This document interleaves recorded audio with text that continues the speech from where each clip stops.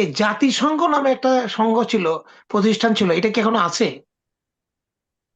এটা আপনার কি সম্পর্কে জানা আছে কিছু এই এটা ব্যাপারে? ইতিহাস হয়ে গেছে, এটা ইতিহাস হয়ে গেছে। হ্যাঁ, এই যে ওয়ান্স আপন এ জাতিসংঘ, টাইম।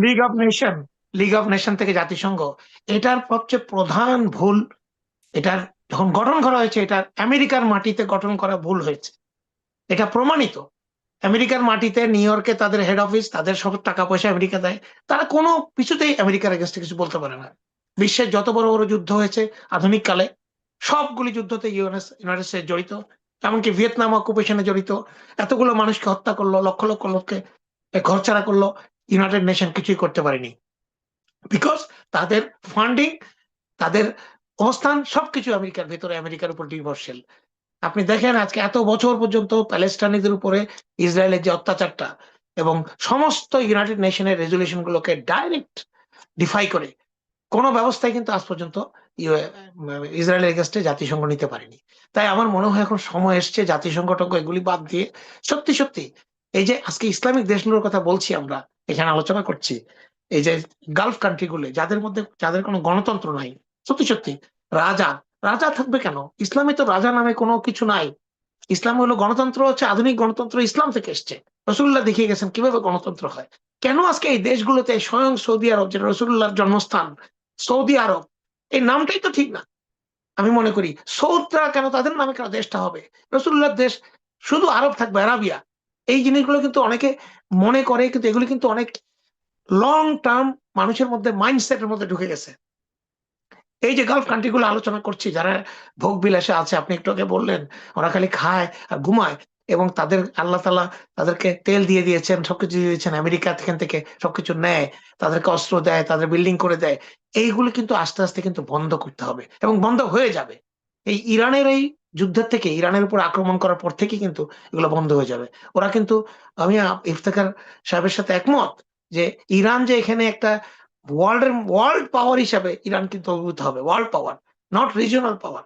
এবং যদি ইরানের কাছে আলটিমেটলি ওয়েপন থেকে থাকে, নিউক্লিয়ার ওয়েপন অলরেডি বানিয়ে থাকে তারা, তাহলে তো 100% তারা ওয়ার্ল্ড পাওয়ার হবে।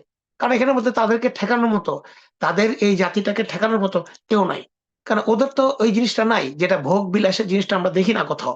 তাদের কিন্তু খুব রেজিমেন্টেড তাদের চিন্তা ভাবনা। হ্যাঁ, তাদের একটা অংশ সরকার বিরোধী, তারা ওই শাহের আমলে আমেরিকানাইজড, তারা ওই, আমাদের এখানেও কানাডাতেও আছে, এরা ওই শুয়োর টুয়োর সব খায়, সবকিছু করে, ইরানিয়ান আমাদের রেস্টুরেন্টে আসে, ড্রিঙ্কও করে। তো ওরা হয়তো বিরোধিতা করবে, কিন্তু ইরানের যে প্রধান জনগণ, যারা সংখ্যাগরিষ্ঠ, তারা তো এই ধরনের না।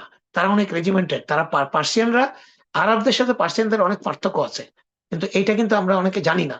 তারা কিন্তু যোদ্ধা জাতি, তাদেরকে কিন্তু দখল করা বা পদানত করা খুব কঠিন। এমনকি অটোমান এম্পায়ারও তাদেরকে পদানত করতে অনেক কষ্ট হয়েছে, তাদেরকে কন্ট্রোলে রাখতে। যে টার্কিশ অটোমান এম্পায়ার ছিল, যারা পুরো বিশ্ব শাসন করেছে একসময়, কেউই পারেনি, মুসলিম। জুলিয়াস সিজারও পারেনি, কেউই পারেনি। জি, কেউই পারেনি। মঙ্গলবার। সেই জন্য ইভেন ইরান ইরাক যুদ্ধের সময় আপনারা দেখেছেন, ইরাকে কে আমেরিকা, ন্যাটো ফুল সাপোর্ট দিয়েছে, ফুল লিগাল সাপোর্ট, মিলিটারি সাপোর্ট, তারপরেও ইরানকে দমাতে পারেনি। ইরানের অনেক ক্ষয়ক্ষতি বেশি হয়েছে, ইরানের মানুষ বেশি মারা গেছে, কারণ পুরো বিশ্ব তাদেরকে সাপোর্ট করেছে। আপনারা দেখেছেন বাংলাদেশ থেকেও সেনাবাহিনী গিয়েছে, কুয়েতের সময় গিয়েছে, ইরান ইরাক যুদ্ধের সময় গিয়েছে। এখান থেকে আমাদেরকে শিক্ষা নিতে হবে কি একটা ইম্পর্টেন্ট, এই যে আমেরিকানের দাদাগিরিটা আপনি যেটা বললেন, এটাকে বন্ধ হওয়া খুব জরুরি, এবং এটার জন্য আমেরিকান জনগণকে অগ্রণী ভূমিকা পালন করতে হবে। ভেনেজুয়েলার মতো একটা স্বাধীন দেশের প্রেসিডেন্টকে রাতের আধারে উঠিয়ে নিয়ে এসে, ভেনেজুয়েলার তেল এখন আমেরিকা হরদম আমেরিকা নিয়ে যাচ্ছে, তারা ব্যবহার করছে। এভাবে করে যদি তারা করে, তাহলে যে ইউক্রেনে যে রাশিয়া যে আক্রমণ করে ইউক্রেন দখল করে নিচ্ছে, সেটার বিরুদ্ধে আমেরিকা কিভাবে কথা বলে? একই কাজটা আমেরিকা বিভিন্ন জায়গায় করেছে।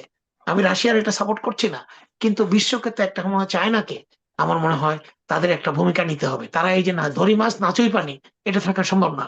আমার মনে হয় তারা এখন একটা লিডারশিপ নিতে হবে ওয়ার্ল্ডের শান্তির জন্য এবং ন্যায়ের জন্য। আর নিউক্লিয়ার ওয়েপনের কথা একটা ছোট্ট কথা বলি। নিউক্লিয়ার ওয়েপন এমন একটা জিনিস, এটা যখন ব্যবহার হবে, সেটা হয় যুদ্ধ শেষ হবে, নলে যুদ্ধ শুরু হবে। দ্বিতীয় বিশ্বযুদ্ধ শেষ হয়েছিল হিরোশিমা নাগাসাকির সেই ২টা বোম দিয়ে। এই ভয়াবহতা এত ডেঞ্জারাস, এখন পর্যন্ত আমরা খালি শুনি, কিছু কিছু ভিডিও দেখি, কেউ উপলব্ধি করতে পারবে না এটা এত কত ডেঞ্জারাস। তাই এটা যখন মারবে, যেই মারবে, জাপানকে জাপানকে পুরো দমে তো ধ্বংস করতে পারেনি, এটাও বাস্তবতা। বরং না, জাপান ধ্বংস করতে পারেনি, কিন্তু জাপানকে প্রধানত করেছে। জাপান আত্মসমর্পণ সেটা করতে ঠিক। বাধ্য হয়েছে। সেটাই হুম, বলছি। মানে হয় যুদ্ধ শুরু হবে অথবা যুদ্ধ শেষ হবে।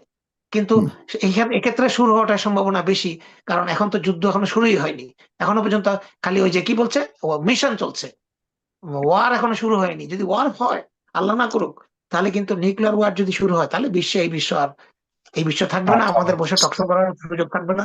আমি আশা করি প্রত্যেকটা দেশ তাদের স্বাধীনতা সার্বভৌমত্ব বজায় রাখার যে আকাঙ্ক্ষা, যে অধিকার, জাতিসংঘকে পুনর্গঠন করে জাতিসংঘের মতো যাই হোক, এটা ওয়ার্ল্ড একটা বেস থাকতে হবে, যেটা আমেরিকা বেস না। কারণ আমেরিকা এটাকে সমর্থন করবে না। তাদের মতো করে আমেরিকা ব্যবহার করবে। সব জায়গাতে তারা তাদের মতো করে জিনিসকে ব্যবহার করে। এটা সময় এসছে শেষ হওয়ার। সবাই এই ব্যাপারে, সবার প্রত্যেকটা দেশের স্বাধীনতাকামী জনগণের জন্য এটা কিন্তু ইম্পোর্টেন্ট। জাতিসংঘের উপর কোনো ভরসা করা এখনো যায় না। এটা আমি শেষ কথা। বলবে আমি জাতিসংঘ চলে যাবো। এখন শুধুমাত্র এটা ইউনাইটেড সংঘ হয়ে গেছে, এটা ইউনাইটেড নেশন সংঘ, কি বলে এটাকে, ইউনাইটেড স্টেটস সংঘ হয়ে গেছে।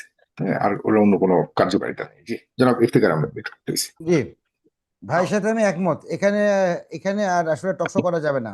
যদি নিউক্লিয়ার যুদ্ধ শুরু হয়, তাহলে তো আমাদেরকে সবাই, ফারাদ ভাই, আমি, পাঠান ভাই, সবাই মিলে আমরা যত ভাইরা আছে এখান থেকে সব ওই ইরানের আলবুরুজ মাউন্টেনের উপরে চলে যেতে হবে।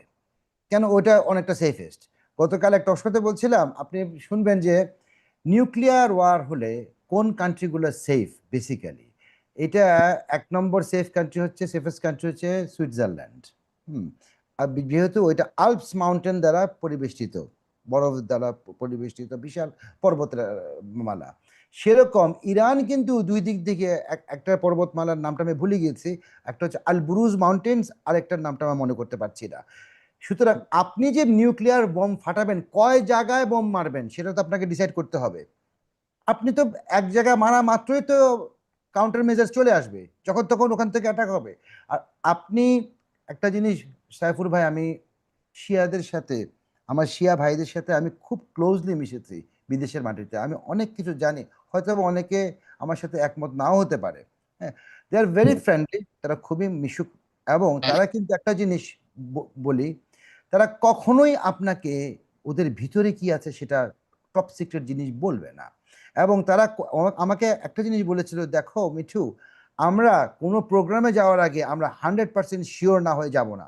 তার মানে ইরান যখনই এই নিউক্লিয়ার এনরিচমেন্ট শুরু করেছে, তার আগে ধারণা করা হয় 5 থেকে 7টা, ফরাজ ভাই যেরকম বলে মাঝে মাঝে অনুমান করে, ওরকম আমি অনুমান করছি না, আমি ধারণা করছি যে নিউক্লিয়ার ওয়ারহেড না নিয়ে তারা অবশ্যই এই প্রোগ্রামে যাবে না। কারণ তারা জানে কালকেই তারা আক্রান্ত হতে পারে।